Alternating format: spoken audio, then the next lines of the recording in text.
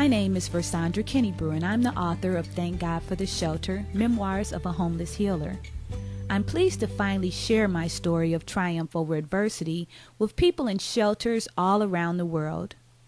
As a former resident in a shelter, I know that when we feel destitute and are overcome with hopelessness, we cannot imagine the abundant support, wealth, and love that surrounds us. We seek this invisible something as we are clouded by the shadows of mountains and storms that seem overwhelming.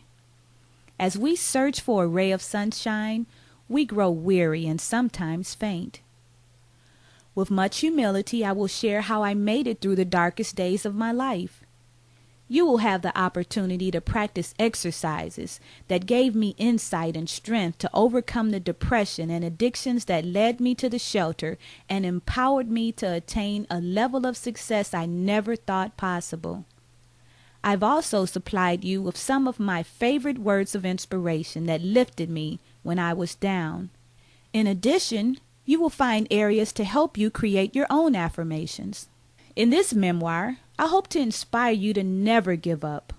Whether you live in a shelter of a soon-to-be foreclosed home, your parents' basement, or a car that you've been hiding from the repo man in a cemetery, I want to inspire you to unimaginable heights. I want to introduce you to your divine self like you've never known before. As you listen to this short but powerful story, be open and prepared for a new perspective on living an abundant life. In addition to the exercises and affirmations in this book, you may find solace in journaling or writing down your thoughts in a notebook.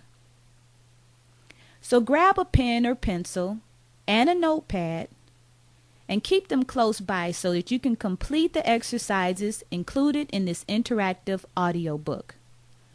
Before we begin, I'd like you to repeat this statement after me. Today, I promise to utilize my time in the shelter to gain strength and knowledge and to be supported.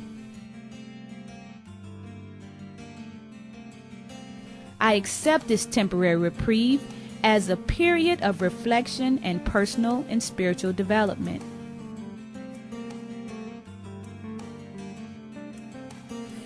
I am committed to looking within for the answers I seek.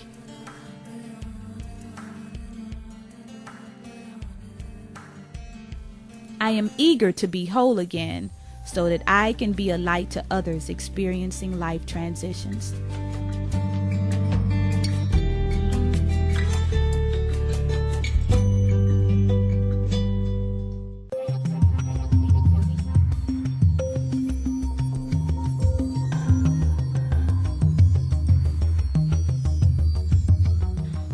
Chapter 1. Find a Place of Refuge. I remember that cold winter night like it was yesterday. I was in the relaxation studio where I provided massages for the hotel guests. I looked over my $1,000 monthly invoice and wondered if the repo man was going to snatch my car while I was sleeping. How could I get to a client's home to provide a massage if I didn't have a car?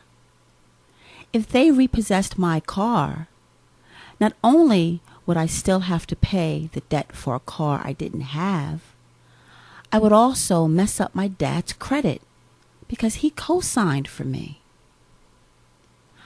I thought about how embarrassed I would be if I didn't pay the bill and they put me out of the hotel.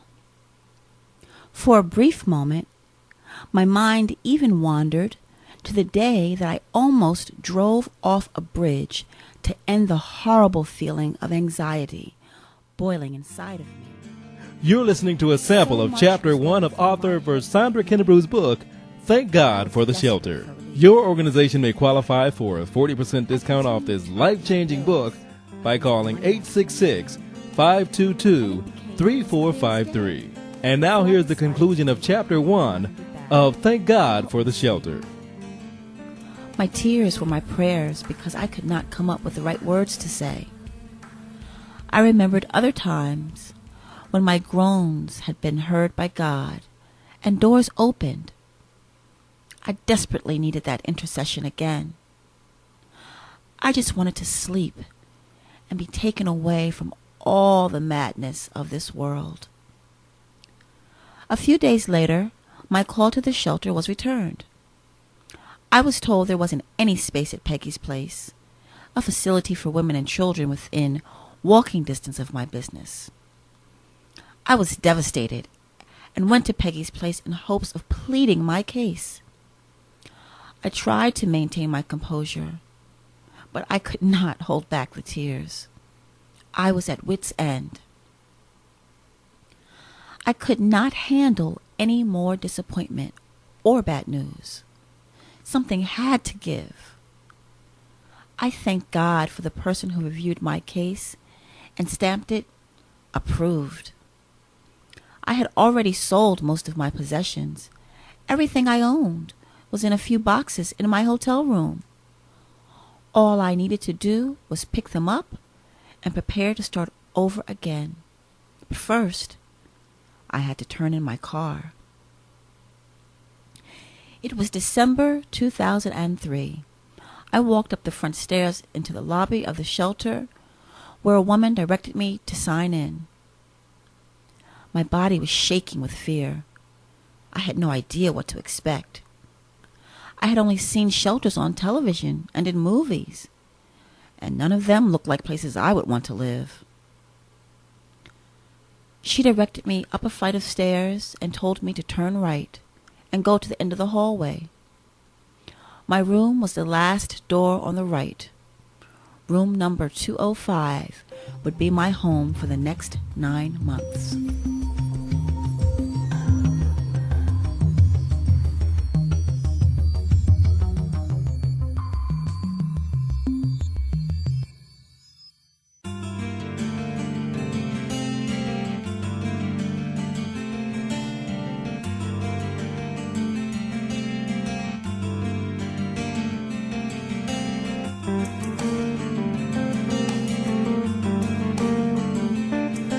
Thank God for the shelter. Exercise 1. Think of a time in your life when you were in need of shelter. Now reflect on factors that contributed to your need for others to provide you with security, a covering, or sanctuary. I'm sharing 5 factors that contributed to my homelessness. I want you to make a list of 5 factors in addition to the 5 I've already shared, and then check whether the factors on your list could have been controlled by you or not. It's important to be honest with yourself, because that's the first step to recognizing or gaining control of your life. The 5 factors that contributed to my homelessness were downsizing. That factor I didn't have control over. Second factor, limited cash flow. I did have control over that. Third factor, emotional instability. I had control over that. Fourth factor, divorce. I did not have control over that. And the final factor, addiction. I had control over that. Thank God for the shelter. Affirmation 1. Repeat the following affirmations out loud 3 times a day for the next few days. See, feel, and enjoy each experience as you say the affirmation. My home is a safe haven. I enjoy managing the seeds of my labor. I love living, thriving, and giving.